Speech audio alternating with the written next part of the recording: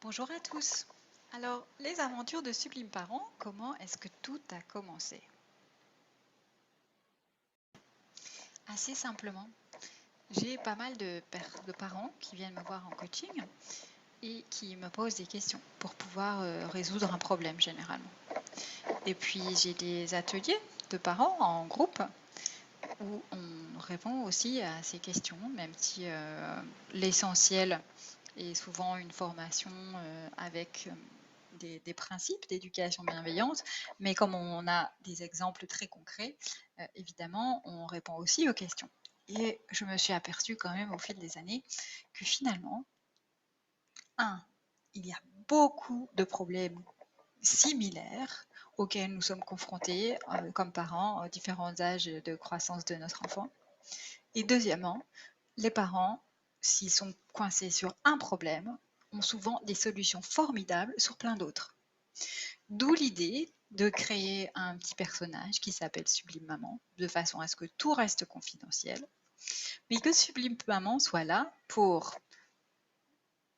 poser une question sur un sujet récurrent qui nous concerne tous.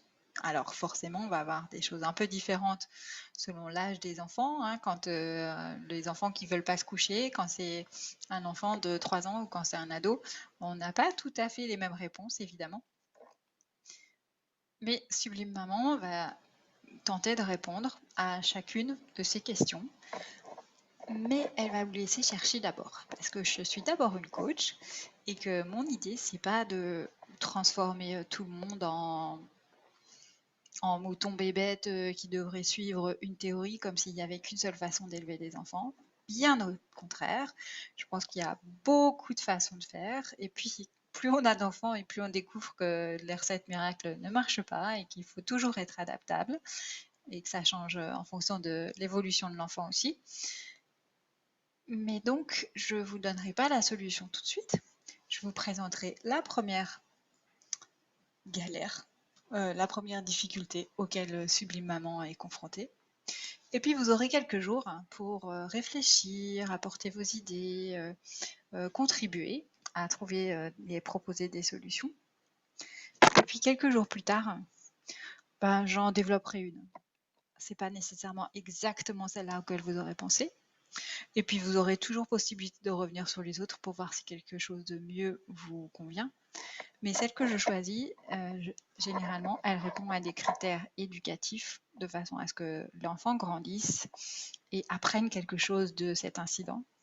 Et elle est marquée par la bienveillance, de façon à ce que la qualité des relations soit maintenue ou même enrichie à travers ces obstacles. Parce que vous savez tous comme moi que souvent c'est bien dans les moments difficiles qu'on se découvre, qu'on doit faire appel à ses ressources et qu'on devient plus fort.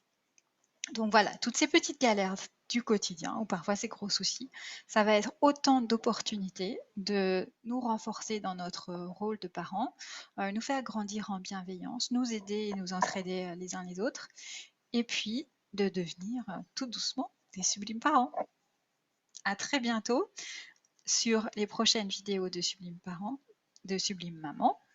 Et je vous invite à vous abonner de façon à ce que vous soyez au courant chaque fois qu'il y a une nouvelle difficulté et aussi la solution qui vous est présentée.